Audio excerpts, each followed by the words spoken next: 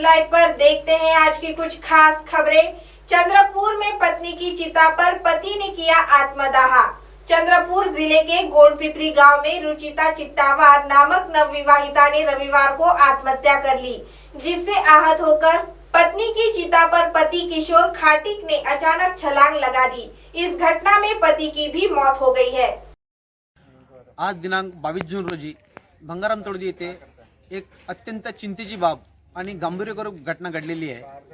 भंगाराम तोडदी येथील एक नवविवाहिता रुचिता चिट्टेवार जिल्हा चिमूर तालुक्यात दिलेले होते। किशोर खाटिक या व्यक्तीशी तिचं लग्न झालेलं होतं। त्या व्यक्तीने आज आत्महत्या आपल्या पत्नीच्या चितेवर उडी घेऊन दिलेली आहे। तो जेव्हा चितेवर उडी घेतला त्यावेळेला थोडासा भाजला, त्यानंतर त्या व्यक्तीने विहिरीत उडी घेऊन आपला जीव दिलेला आहे। कारण काल त्याच्या पत्नीने म्हणजे रुचिता चिट्टेवारने विहिरीत उडी घेऊन आत्महत्या केली। या नवविवाहित ह्या दाम्पत्याने जेव्हा आत्महत्या केलेली आहे ही प्रशासनाच्या दृष्टीने खूप चिंतेची बाब आहे। त्याचबरोबर परिसरात पूर्ण शोककळा पसरलेली आहे। तरी सर्व गावकऱ्याच्या वतीने किंवा प्रशासनाला आमचं निवेदन आहे की या गोष्टीचं एक गांभीर्यपूर्वक लक्ष देऊन सखोल चौकशी करण्यात यावी। तो वहीं वर्धा में किसान उत्पादन कंपनी का अनोखा उपक्रम। कोरोना संकट काल में कई किसान ऐसे भी हैं जिन्होंने हल्दी के बीजों की खरीदी नहीं की है। ऐसे में विदर्भ नैसर्गिक खेतमाल उत्पादक कंपनी की तरफ से किसानों के लिए अनोखा उपक्रम शुरू किया गया है।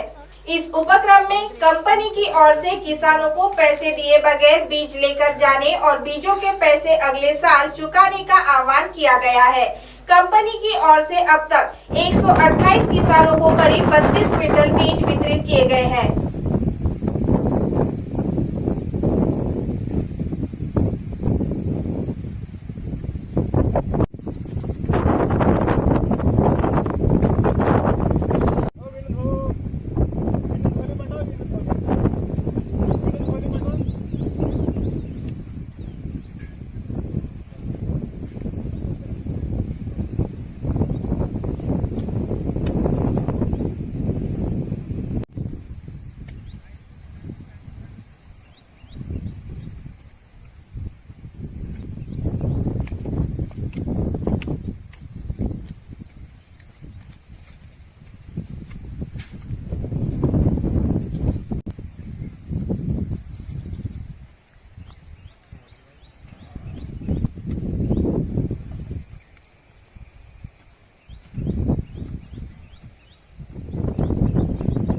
हे महत्वाचं मसाला पीक आहे। तसंच समुद्रपूर तालुक्यातील वायगाव हळदीला भौगोलिक मानांकन आहे। या हळदीचं कृषी विभागातर्फे क्षेत्र विस्तारासाठी आपण प्रयत्न करत आहोत। विदर्भ नैसर्गिक शेतमाल प्रोड्युसर कंपनी यांच्या मार्फत आपण हळदीच्या बीजोत्पादनाचा हा प्रथम वर्षी प्रयोग घेत आहोत, ज्यामध्ये प्रति शेतकरी 25 किलोचं बियाणं वाटप करून त्यांच्याकडून तेच हळदीचं बियाणं परत घेऊन बाकीच्या शेतकऱ्यांना पुरवठा करून क्षेत्र विस्तारासाठी आपण प्रयत्न करणार आहोत। हा एक अत्यंत स्तुत्य आणि चांगला उपक्रम आहे। शेतकरी मित्रांनो नमस्कार। वायगाव विदर्भ नैसर्गिक उत्पादक संघाच्या माध्यमातून हा जो उपक्रम राबवण्यात आला आहे की 25 किलो बियाणे हे गरीब शेतकऱ्यांना हळद लागवडीसाठी आणि त्या हळद लागवडीमधून क्षेत्र विस्तारासाठी जो उपक्रम यांनी राबवला आहे त्या उपक्रमाअंतर्गत मी सुद्धा इथून एक 25 किलो बियाणे घेऊन जात आहे आणि तेच 25 किलो बियाणे मी पुढच्या वर्षी परत करणार आहे।